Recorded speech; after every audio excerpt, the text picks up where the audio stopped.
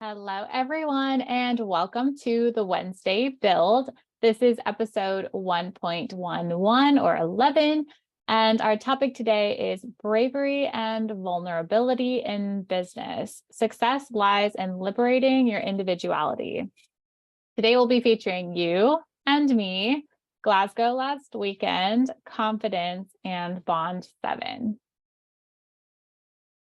My name is Brittany Hernandez, and as my friend Emily likes to call me, the B emoji or B. You can also call me Peanut or Brittle, as my dad and my uncle call me. I'm from San Diego, California, but I live in London now. I am a veteran of the United States Coast Guard, where I served on active duty for 4 years, and I earned my GI Bill to go to law school. I became a lawyer and practiced in intellectual property and entertainment law out of California. I used my GI Bill to later get a master's degree in international film business, after which I started my business, Cormayam Kamai LLC, which stands for Where Knowledge Meets Application and Implementation. So I'm the founder and CEO of that company, as well as the founding attorney of Cormayam Law. After my master's degree, I became the business development partner and partner engagement executive at a company called Vala, which is a legal tech startup based out of Scotland that focuses specifically on employment matters and helping people who are self-representers go through the employment tribunal process with ease. I then became a Gavel expert, where I started in this sort of hybrid no-code, low-code space, where I was working with gig law and creating documents and workflows for automating documents and creating workflows and legal products and apps for other lawyers. I did really well and became an expert in the platform, and was later invited by the Gavel team to become the global ambassador to law schools for Gavel, which I really am excited about and love my role there. I get to go to different law schools around the world and present Gavel, do demonstrations, build workflows in real time with the students, which is my favorite part. I'm also, through that, the program director and senior instructor of the Law Students in Legal Tech Access to Justice Fellowship.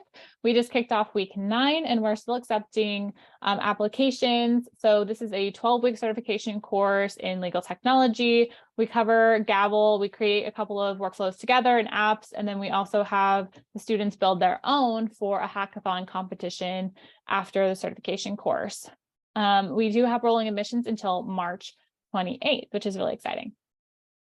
I'm also the creator and host of the Lightning Talks for Legal Innovators series in partnership with Gavel. So that's a monthly series we run on the last Thursday of every month, except for November and December, where we highlight some work that somebody is doing within the community and just sort of champion them and learn from them.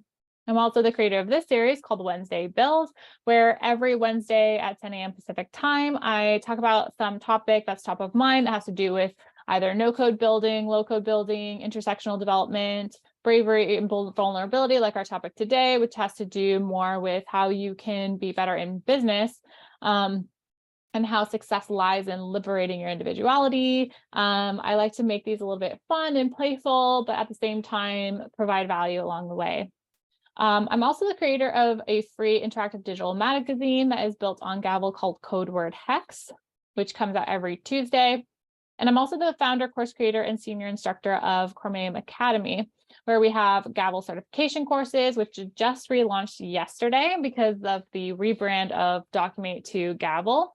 And we also have certification courses in Go Full Page, as well as instruction in Software and Airtable, with more to come. I'm also the founder of Cormayam Retreats, where once a year in December, we organize a retreat for up to 10 ladies who are female founders or high achievers. And we go to beautiful places around the world, plan our year together, and just connect and have fun and grow and learn from each other. So enough about me. Let's get on to what we're talking about today. So as you know, today's topic is bravery and vulnerability in business. Success lies in liberating your individuality. So I think this is a really important and interesting topic to think about, especially for someone like me, who has a background as someone who's a veteran and who was in the military, who comes from a very legal focused background where vulnerability, showing your personality are not highly prioritized or valued in the space, because you're representing your client in a lot of cases, at least in the as a lawyer. You're not really representing yourself individually as a person. You're really representing their case, making sure that you're presenting them in a way that maybe would influence the jury to side with their case, or to understand the facts of the case in a manner and in a light that is preferential to your client. So you're kind of having to mask your personal preferences and who you are as a person, which can be fine because it's accomplishing the goal of representing your client to the best of your ability. In the military, for example, I couldn't wear makeup, had to put my hair back, and was wearing boots and a uniform and, a dry suit or whatever else. And my own personal preference of how I might behave and act in my own personal life were not really in the realm of our workspace. That is completely fine it makes sense for the different roles that I was playing in those particular circumstances in the military, as well as a lawyer representing clients. However, for me personally, now that I'm a founder of my own company, that is a completely different ball game and has different rules. So when you're a founder of a company, especially a company that is very focused around content creation, for me, for example, I create a lot of courses. So people will see me on screen a lot and hear me talk a lot. And I need to have more of my own personality and style come through in that particular setting. I'm going to talk a little bit about the Art of Personal Branding session that I went to from a lady named Dr. Yakemi. So she went through lots of different tips and tools on how you can create personal branding and really inject your own personality into your content. But I will get to that in a moment. So for our agenda for today, we're going to be focusing in on this idea of bravery and vulnerability in business, and how that success at the end of the rainbow comes from liberating your individuality and having your personality really shine and come through, and how you can kind of accomplish that through these different methods. So the first thing we're going to talk about is you and me. So we're going to talk about things like your genius zone, which I've mentioned before, but we're going to kind of reiterate that in this particular session and kind of talk about why that's relevant and important and how it facilitates this particular process.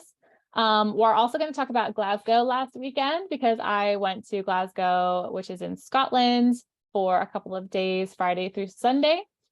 And I'll talk about my experience, why I was there, what I was doing, and how it's relevant to our topic today. And then I'm going to talk about something called Bond 7, which is part of Upfront, which I will talk about around confidence and how your confidence journey is important to this topic around bravery and vulnerability in business.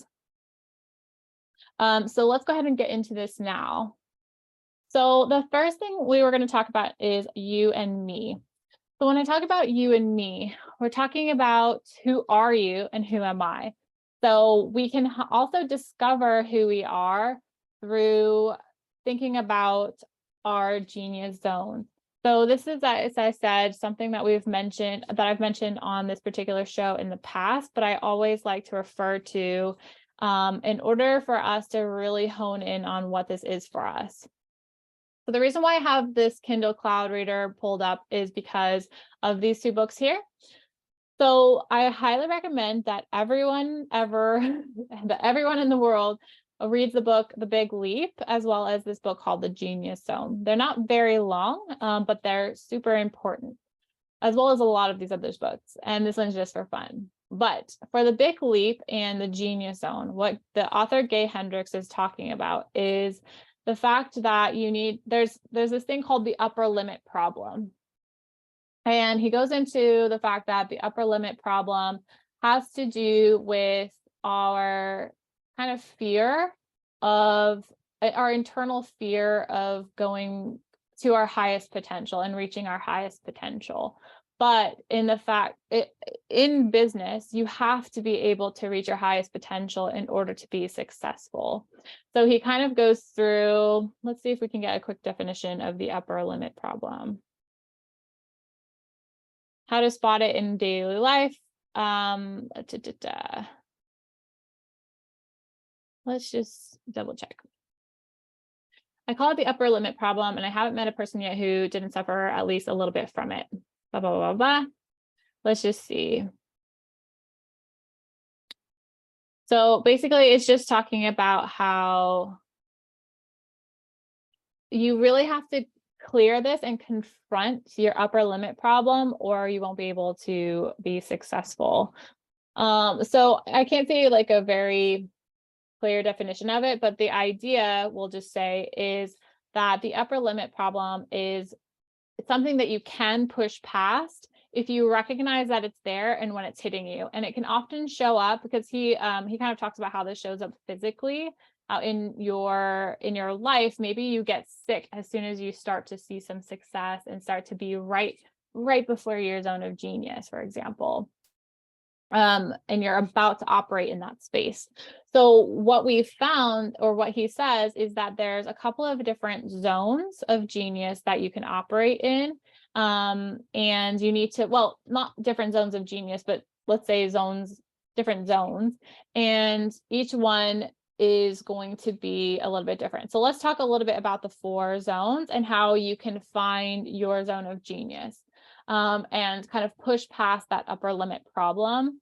So there are 4 zones: are zone of incompetence, zone of competence, zone of excellence, and zone of genius. So when we talk about the zone of incompetence, this is made up of all of the activities that we're not good at. Other people can do them a lot better than we can, and so on. So people often persist in this space. But when we get out of the zone, we can just kind of get more energy and kind of focus on doing things that are more within our zone of genius. And the reason that this is important is because in order to become vulnerable in business in a way that connects us to our target market and our community, is that we need to understand ourselves better. So that's kind of why we're going through this exercise of identifying our zone of genius. In my particular case, my zone of incompetence is routine, boring to me, admin, HR, and accounting stuff. This has to do with things like filing my taxes, having to submit any type of documents that have to do with being an employer, anything that has to do with sort of HR, admin, accounting, etc. I just get really bored. Actually, one of the other things I've noticed too, it's not my zone of incompetence, it's just something that I don't really enjoy, is even though I'm technically a pretty good writer, I kind of think of myself as the place where writing projects go to die, because I have this resistance to a static sort of format where I'm sitting down quietly and just writing a lot. And it's funny because I used to be a lawyer I am still a lawyer, but I used to take on clients where my whole job was to create contracts. So no wonder I kind of moved into a different space. So that's my zone of incompetence, is just sort of anything that has to do with admin stuff. Let's go now to the zone of competence. So think about for yourself, what is your zone of incompetence? When we talk next about what is the zone of competence, this is where you're competent at the activities in the zone of competence, but others can do them just as well. Successful people often discover that they expend far too much time and energy in this zone. For my zone of competence, this was actually practicing traditional law, surprisingly. I would have thought that this would have been my zone of excellence, but actually I would say that this is my zone of competence. I'm very competent in the law, and I'm able to practice. I was able to successfully advocate for my clients. It just was something where I wasn't doing it necessarily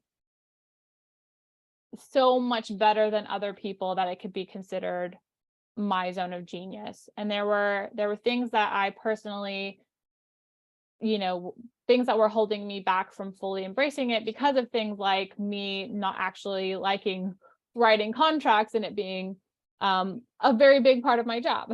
So that ended up being my zone of competence. My zone of excellence was something that I only discovered last year in sort of May timeframe, April, May of 2022, which was when I was reacquainted with Gabble. So what is the zone of excellence? So let's talk about this really quick. So in the zone of excellence, these are the activities you do extremely well. You make a good living in your zone of excellence. For successful people, this zone is a seductive and even dangerous trap. To remain in this zone is to hobble yourself from taking the leap into your zone of genius. The temptation is strong to remain in the zone of excellence. It's where your own addiction to comfort wants you to stay. It's also where your family, friends, and organization want you to stay. You're reliable there, and you provide a steady supply of all the things that family, friends, and organizations thrive on. The problem is that a deep, sacred part of you will wither and die if you stay inside your zone of excellence. There's only one place where you will ultimately thrive and feel satisfied, and that's the zone of genius.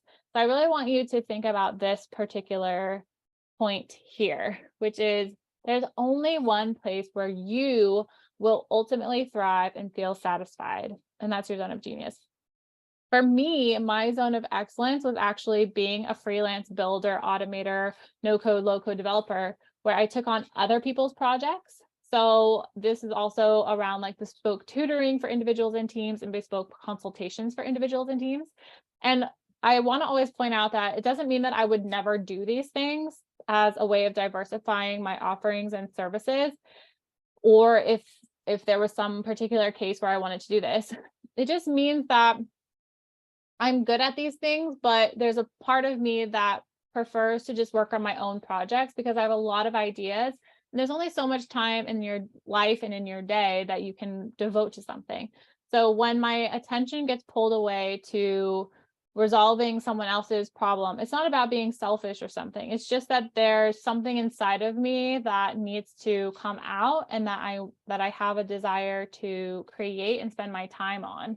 And that there's somebody else who would be able to maybe solve that person's problem or advise them in some way not better than I could, but at least adequately or relatively similar to what I could do. The only difference is maybe around the personal tutoring aspect, because I think especially in building, especially from like a coding or no code standpoint, people have their own style in a way. So maybe there are some things that I would be able to share with somebody that other people wouldn't. And that's why this is my zone of excellence. And it's only just below my zone of genius, which is that I'm very good at this. And I would have been able to stay in this zone for a long, long time, except that I was invited by Gavel to do something different that invited me to step into my zone of genius, which was scary. And that's what we're going to talk about when we talk about bravery and vulnerability. So let's talk next about the zone of genius, which is where I want you and all of us need to be in order to really feel happy in our lives. So the summary of this is that these are activities you are uniquely suited to do and that draw upon your special gifts and strengths. Your zone of genius beckons you with increasingly strong calls as you go through your life. The call of genius is the name I've given to these inner promptings. By age 40, many of us have tuned out the call of genius and are getting loud, repeated alarms hidden in the form of depression, illness, injuries, and relationship conflict. So this is what we talked about around the upper limit problem as well. You're also you're getting these calls to do something different, but it takes bravery. It takes courage to step into your zone of genius, because it could be something that other people don't think you should do. So I actually was just filming a podcast with Mark May today of The Legal Technologist. He has a podcast through The Legal Technologist called All Paths Lead to Legal Tech. So my episode won't come out for a couple of weeks. There's about 7 or so ahead of mine. So in about 8 weeks, you'll be able to hear my episode on this particular podcast, which is a really good one, and I highly recommend it. But in this podcast, it talks about different people's paths to their current roles in legal, and how it's all around legal technology, how people got their start. And he asks us sort of how we got to where we are, what we like about what we're doing now, what we did before, and then also if we have any advice for people who want to get into legal technology. So with that being said, the reason I bring this up is the fact that in my conversation with him today, I mentioned this kind of concept of the zone of genius and these different zones while we were on there, but it brought up a lot of kind of memories and feelings that I had while I was going through this journey of getting to where I am now. And one of the stories I was kind of mentioning was around my decision to stop taking on traditional legal clients. And it was actually quite a hard decision because it's scary to change your mind, because also people will give you a lot of pushback for changing your mind. And I kind of mentioned that when I've changed my mind several times, and I believe that it's okay for you to change your mind, and that life is very long, and or hopefully long, and long enough for you to change your mind from what you said when you were 17, when you were deciding what you were going to study in college. So if I was beholden to the decision I made when I was 17 years old and had only ever lived at home, that I was always going to be doing this one specific thing, I think that's really unrealistic. And it's not how life actually works. And it's not really healthy either. You should be allowed to evolve. But if you do end up doing the same thing, if you knew exactly what you were going to do and you always wanted to do that thing, and that was your zone of genius from the start, really good for you. But for a lot of us, that's not the case. And it takes a lot of courage to say, hey, I was studying for a long time and I spent a lot of money to get qualified in this very specific thing. And now I'm not going to do that anymore. And I have to tell everyone about that. And then I'm going to go on camera and say all of these things that people won't understand why I chose to go this route. That's fine. But it does take that level of bravery, vulnerability, and later we'll talk about confidence. So I think that a lot of bravery comes from knowing with all certainty that you are not in your zone of incompetence, competence, or excellence, but that you're operating in your zone of genius. For me, for example, even though I'm not doing what I said I would be doing when I was 17, and even though I have gone through a lot of different experiences to get where I am now, and it may not make sense to other people, it really doesn't matter, because I know with a certainty that I'm now operating in my zone of genius, having my own company, taking my own risks, and pivoting when I want to, and creating courses and spending the revenue that I get, spending it in a way that I think is the best direction for the company. And that is where I thrive, and that I can be confident, and I become brave, and I'm able to become vulnerable because I'm operating in this zone that I know I belong in. So I would love for you to be able to get to that place as well, where you're operating in this zone of genius every day as much as possible. So how can you know what your zone of genius is? So he asks you to ponder these 4 questions and to answer these 4 questions.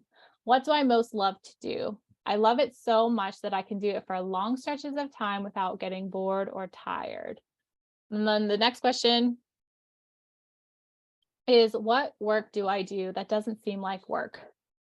I can do this kind of work all day without ever feeling tired or bored. And then in my work, what produces the highest ratio of abundance and satisfaction to the amount of time spent? Even if I only do a few minutes of it, an idea or deeper connection often appears and eventually leads to a huge value. What is my unique ability? What is my special skill that, when fully realized and put to work, can provide enormous benefit to me and any organization I serve? You can answer prompts such as, I am at my best when I am blank. When I am at my best, the exact thing I'm doing is blank. Or when I'm doing this, the thing I love the most about it is blank. So what is my zone of genius? I think I have 3 different areas: thinking of new and creative ways to use and integrate different tools, ideas, concepts, strategies, personal experiences, and more. Doing, actually putting those thoughts into action in a structured, systematic, and habitual way. And then educating, sharing what I've thought about, learned, and done with those thoughts and that knowledge with others in a way that is directly applicable to their lives and businesses. Because for me, one of the things the reason why I named my company Karmayam Kamai LLC, where KMAI stands for where knowledge meets application and implementation, is that there are lots of different books and sort of thought leaders and consultants and coaches that will tell you exactly what to do, but they're all very disparate, like they're all very separate from each other.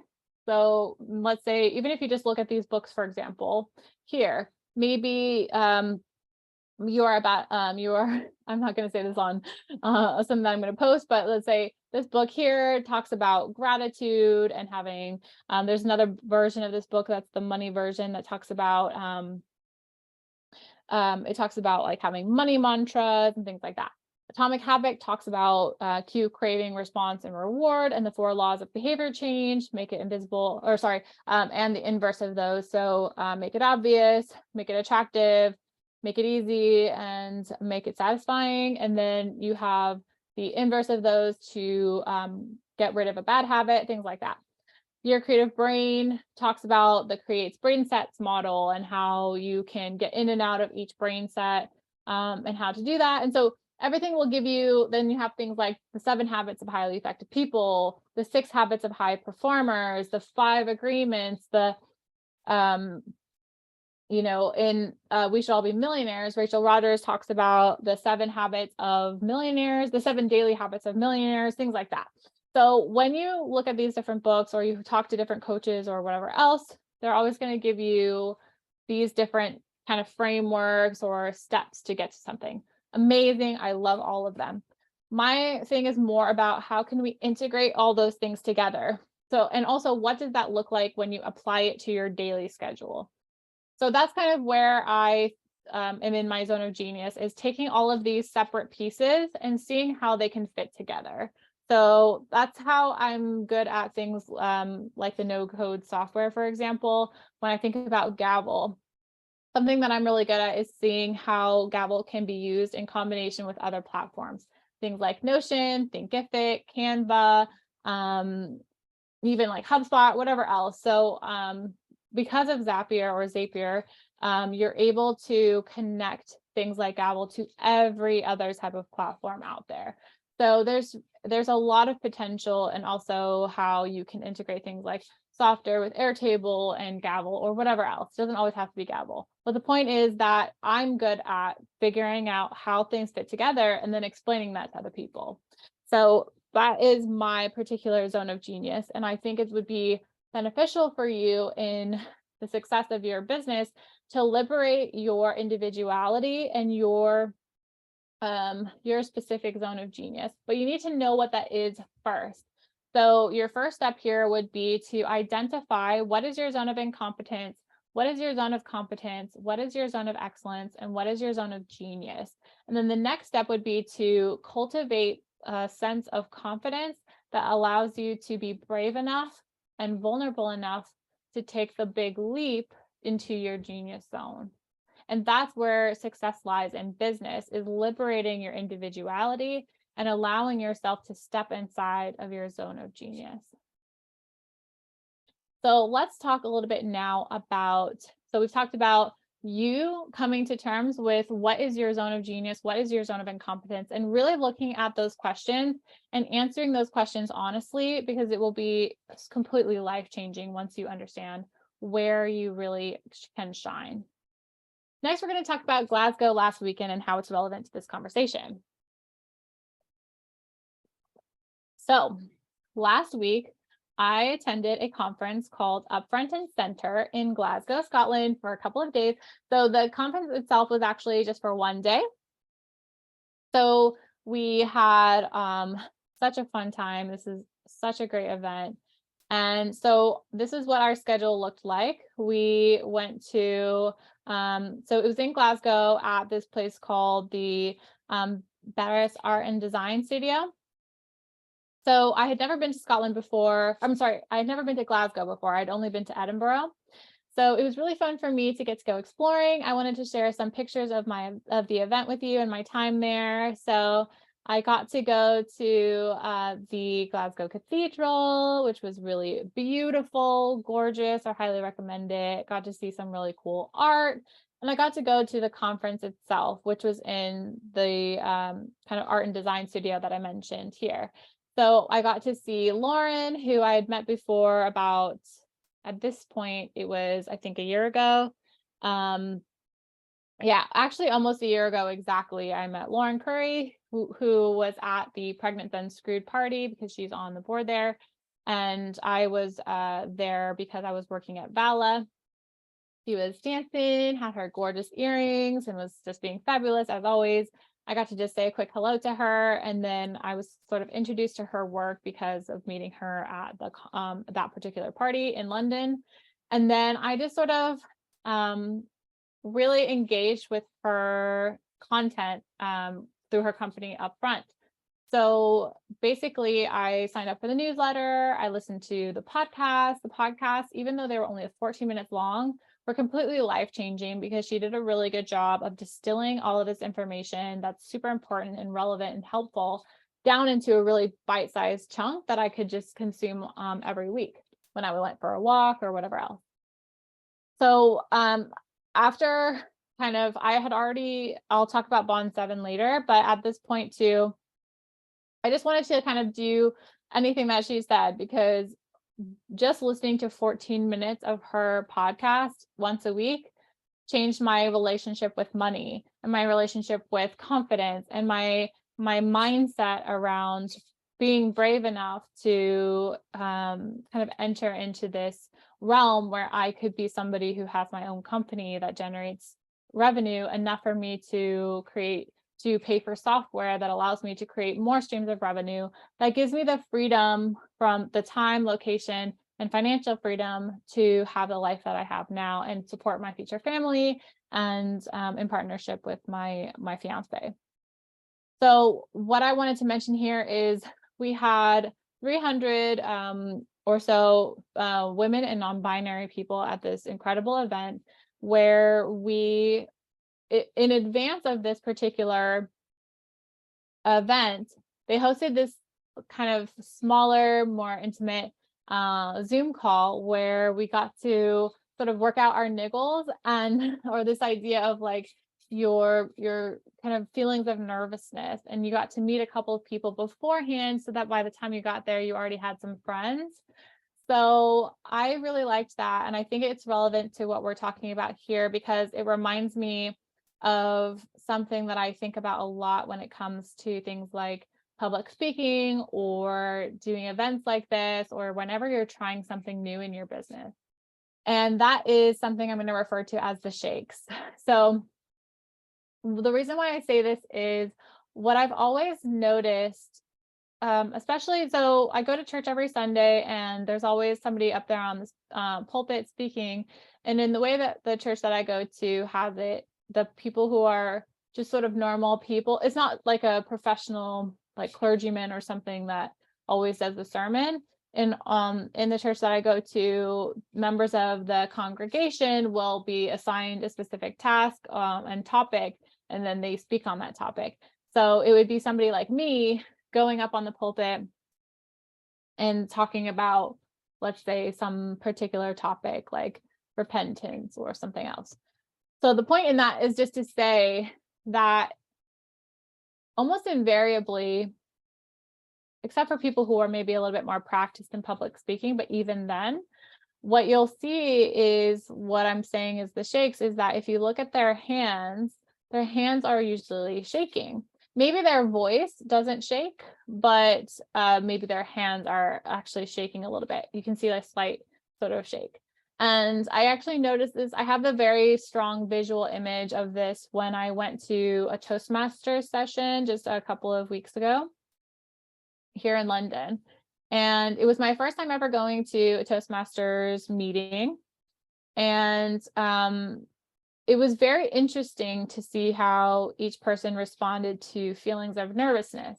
And what I noticed is one of the speakers who did what I thought was the best job had the most visible shaking hands, but she still killed it. And so what I really liked about this visual image of somebody's hands shaking as they do something scary. Let's say, I mean, Lauren's hands, obviously, maybe they shake, but you can't see it. Is that they're trying something new and putting themselves out there to, especially when you're doing something like Toastmasters, the point is to get feedback from your peers about your performance, most of which should be constructive criticism so that you can get better instead of just saying, oh, you did amazing. Oh, you did amazing. So in that case, when you're thinking about somebody who is putting themselves in a position to be given feedback that could affect their ego, is that they're doing something that's super brave and scary and vulnerable. And so even though we're all adults now, listening to this conversation, and we're still scared of things, and it's still nerve-wracking whenever you try something new. When I was talking about the podcast, for example, when I got the email with the link to join the call, and it was maybe about a half hour before or whatever, I got so much adrenaline just coursing through my body, and I felt shaky and I felt scared. And I was like, there are only 3 questions, and they're just asking me, what do you do now? And what do you enjoy about it?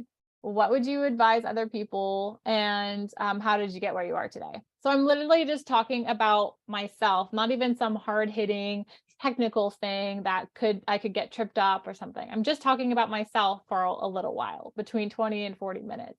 So even with a very easy task like that, the fact that you're going to be recorded and the fact that somebody is going to be listening and hearing what you're saying is very scary sometimes. And even me doing this particular Wednesday build show every week, I'm also putting myself out there on the internet to be viewed and criticized and, or praised. It doesn't always have to be negative. But the point is that I'm putting myself out there, and with the potential that I could make a mistake, especially since my show is recorded live. So I don't go in and edit anything. So if I make mistakes, if I say a lot, if I mess up, then I just put it out anyway. And the point is for me to practice being live and talking about something, because there are going to be situations, especially as I go throughout my career and have more opportunities to be a speaker, where I just have to understand that I don't always get a second take. So I want to put myself in a position where I have to exercise bravery, and I have to put myself out there in a vulnerable way that exposes me to other people commenting on my performance, my appearance, what my content is, whether I said anything valuable or not. But through my not solely through my kind of interactions with Lauren's content or upfront, but partially facilitated by the podcast episodes, the newsletters, the articles they share and write. I've been able to, from within this community, gain more confidence and a different mindset and relationship with my own confidence, to succeed in my own business and to try new things and to stretch myself and try. So let's talk a little bit about some of the content that we talked about in Glasgow during this conference. So we had this panel, which was so great, and it was around activism in a world, very sort of like graceful activism in a world on fire, or something like that. And you had Dr. Emma, and then you had Hera and Cecilia. So these 3 ladies are amazing. And what I really liked about them was, one, they did something brave by sitting on the couch in front of 300 plus people, talking about something that is partially controversial. If you think about activism generally, it depends on your, when you put yourself out there as an activist, you're taking a stance about something which is inherently controversial, because there will always be someone who disagrees with you on the other side to combat you. Otherwise, you wouldn't have to be an activist if everyone agreed with you. So when you think about that, let's say Dr. Emma, for example, she focuses on things like parenting. She wrote a book called Parenting for Humans. And so for her, there are so many different styles of parenting out there. So she's going to take a stance based on her research, her experience, and her understanding, as well as the kind of things that she's gleaned from other experts, and put it into a way that makes sense enough for her to be able to explain it and feel confident that this is sound advice for parents. So when you do something like that, as I mentioned, you will be inherently doing something controversial. Same thing with the other two ladies here. And Cecilia, for example, she is one of the victims of the quote unquote Tinder swindler. So she is in 2 different documentaries, and her bravery and her vulnerability and sharing her story is one of the things I'll talk about more today, which is just around the fact that to be able to stand up in front of 300 plus people and have it be recorded and say, I made a mistake and it ruined my life financially, and I had to declare bankruptcy in the UK because of this man I fell in love with, and because of my I don't want to say like naivete. I think it was more like her kind spirit and nature made it to where she was vulnerable for somebody who was like this guy, Simon, who would take advantage of her. So I think that was just a learning process for her. And the way that she was able to just stand up there and share her experience so that it doesn't happen to other people in the future is her demonstration of courage, bravery, vulnerability, and confidence. So I think that's kind of our theme. And she really, her talk really summed that up well.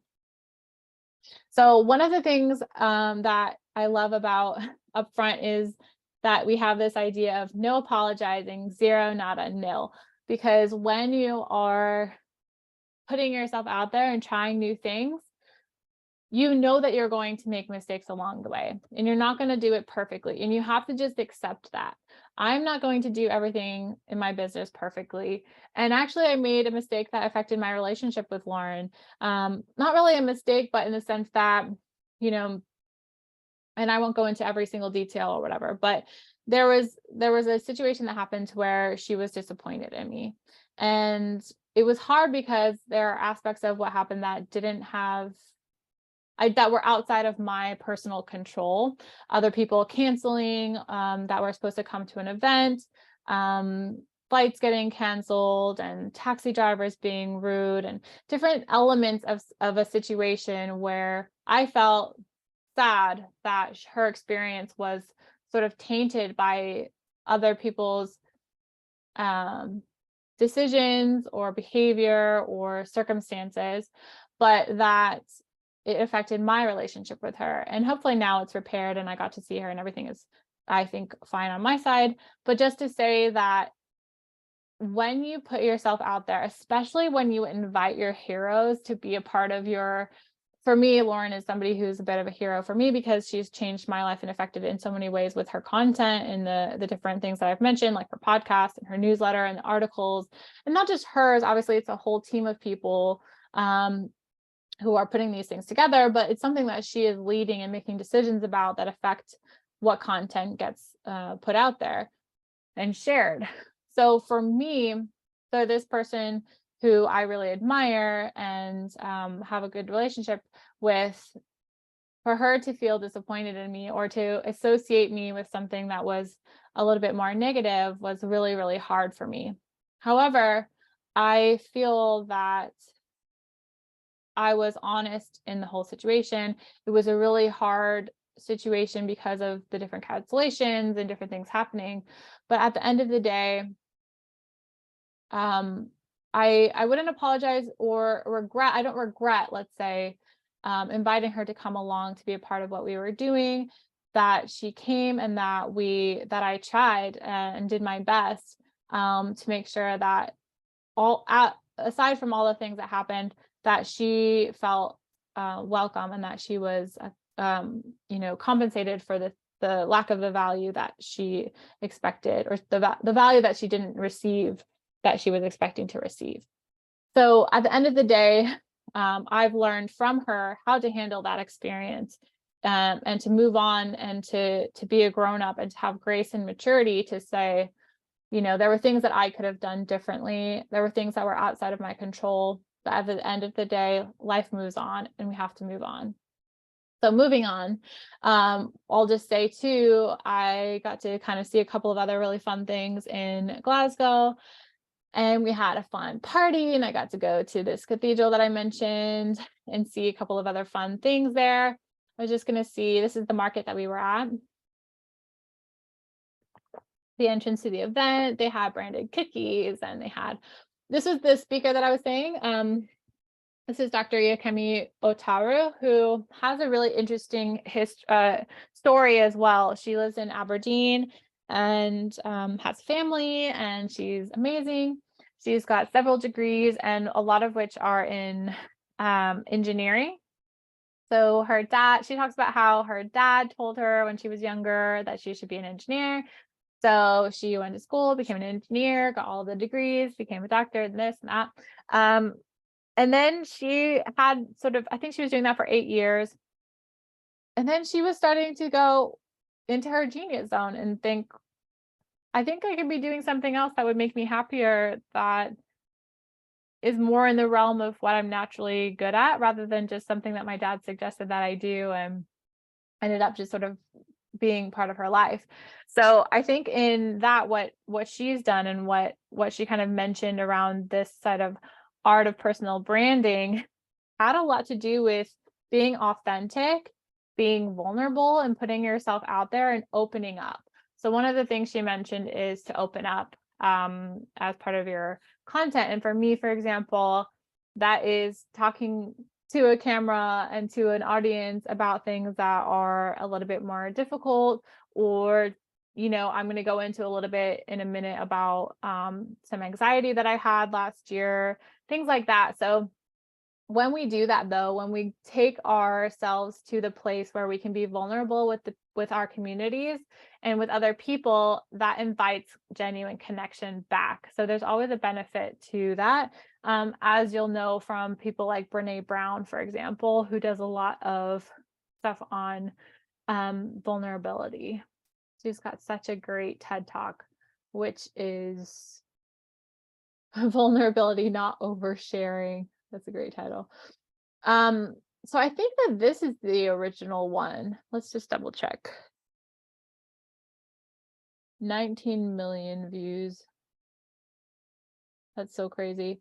Yeah, so this was 12 years ago, and this Power of Vulnerability TED Talk I highly recommend it.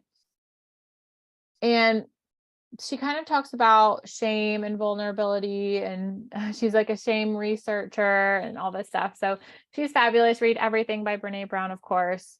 But the idea here is around the idea of opening up, and the fact that you've been able to be brave enough to open up and be vulnerable allows you to attract the people into your life that can be part of your community, and you're going to build authentic connections better that way. The other person that I was so happy to meet there is Najla Dales, who is awesome. I love her. It was so cool to get to meet someone who you hear their voice a lot in the podcasts or in the master classes, and you see their face on the it wasn't really like meeting a celebrity, you could say. It was more like meeting a friend who didn't know you existed. I just loved her so much, and she just like makes me feel cozy and happy to see someone just like shine so brightly, and to be so wise. And obviously it's not good to like put people up on a pedestal, but I can recognize her brilliance, and it doesn't diminish my brilliance. And I think that with Najla, just getting to meet her, like I said, was like getting to meet a friend who just didn't know you existed.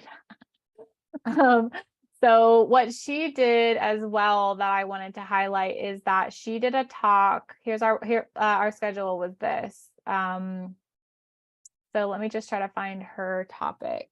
Let's see. It was retroactive grace. Yeah, this one, keynote. She's the upfront strategy director in Angela Dales. Okay, so hers was on retroactive grace. So she talked about her relationship with her mom. And I've actually remember a master class she did, or like a master class you could say that she did, where she talked about intergenerational confidence, and obviously like a slightly different topic here about retroactive grace. And I really, but in both she talked about her mom, and I just really liked that, because I feel like when you talk about your family, and this isn't to say that in order to be successful in business, you have to let everyone into your personal stuff and into your sort of family and your friends and to talk about them or anything like that. It's just to say that it allows people to identify with you when you talk about something that's very personal or something that people can connect to. Everyone has a mother, whether they knew them or they were, given up for adoption, or if their parent died, or they have two moms, or they have whatever, but we all came out of somewhere. And even if your mom was a surrogate, it doesn't matter. The point is that everyone has a mother, someone who created them through their body in some way. And there's that sort of connection to our mothers that will always be there. So I think that was something that everyone can relate to when you talk about something that's very human. And I think that that's something that I really identify that Najla does, is she connects to the human in you. And I really, really appreciated that. So that's just to say, it was a really amazing experience to get to go to Glasgow over the weekend. We had a party and we had fun. There was this kind of idea. This is the book that I was saying for Dr. Emma. She was talking about parenting for humans. Mere confidence upset them. Just like all of this really fun stuff that we got to kind of experience. So this is this woman's name is Hannah. Hannah is amazing. I got to kind of chat with her while we were in line to get lunch, and she does a lot in Wales around politics. And she was talking here about Elect Her, which is a charity organization that focuses on helping people get into politics, that you're qualified if you care, and to really encourage people and help them along their political journeys. And then this is the whole team. So we have Casey and Najla, and I think this one's Sarah. I didn't get to talk to her as much. There's Lauren, and then this is a newer intern. This is Lauren's partner, Chris, and then this is Kim, and this is Becca. And the reason why I know their names is that something that Lauren does a really good job of is highlighting everyone on her team and giving them a voice and a way to be known, and to let their genius zones and their brilliance really shine and take center stage. And she doesn't always have to have the stage, which I think is amazing. So I got to get dressed up and go to a party where we had a DJ sort of set up and got to dance, and it was super fun. So that was my experience in Glasgow, and some of the things that I learned along the way from the people who were there, especially Lauren and Najla and Cecilia and so many of the other amazing speakers who taught me so much about the importance of, even just by their very act of being there was brave. And then their act then of standing on stage and speaking was brave. And to share things that were personal was their demonstration of being vulnerable. And I appreciated all of it.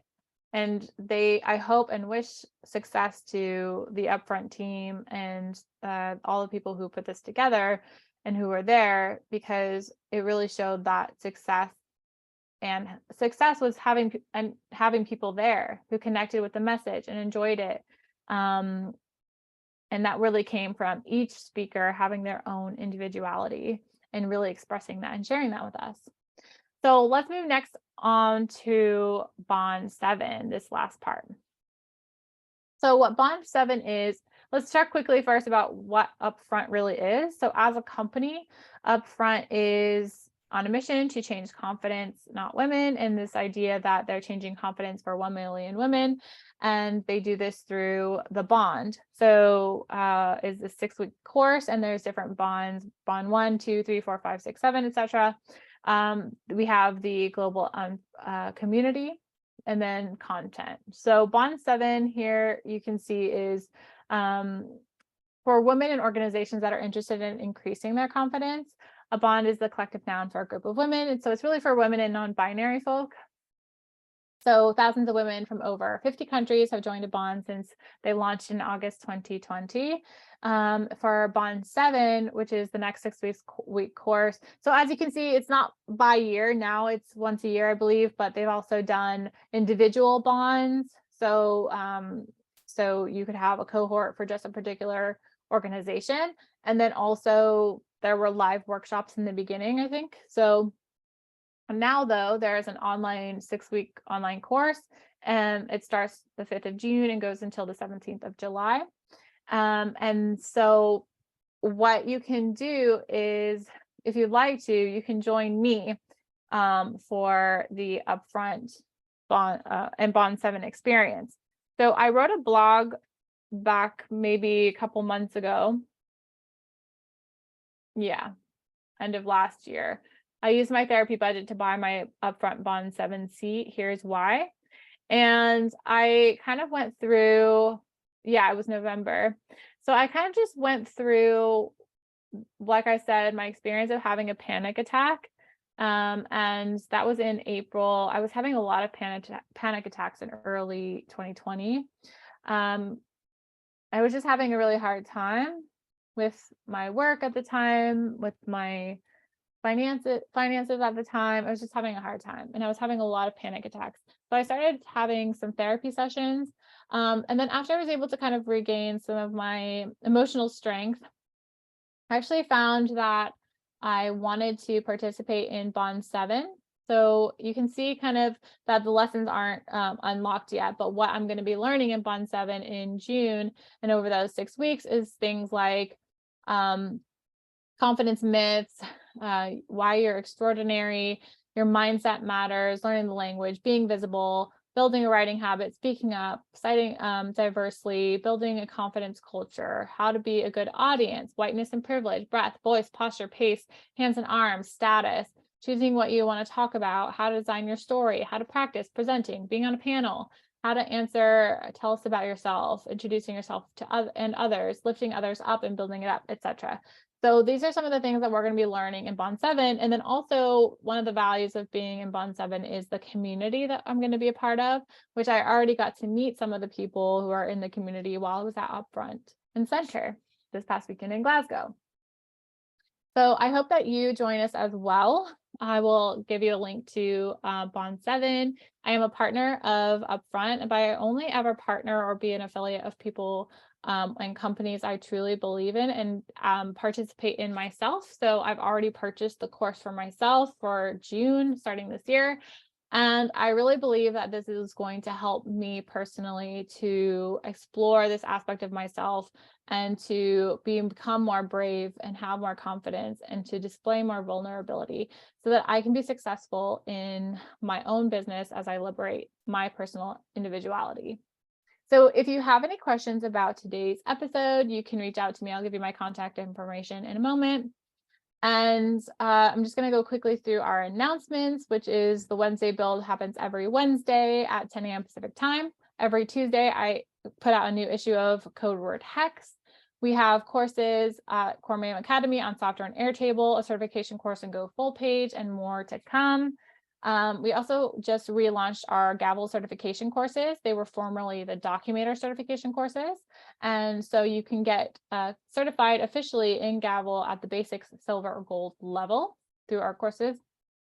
And I'm going to be doing I'm going to start doing cohorts, live cohorts, where they last for 4 weeks, where we're going to go through basic, silver, and gold, and then the gold test out and take the test to become gold certified.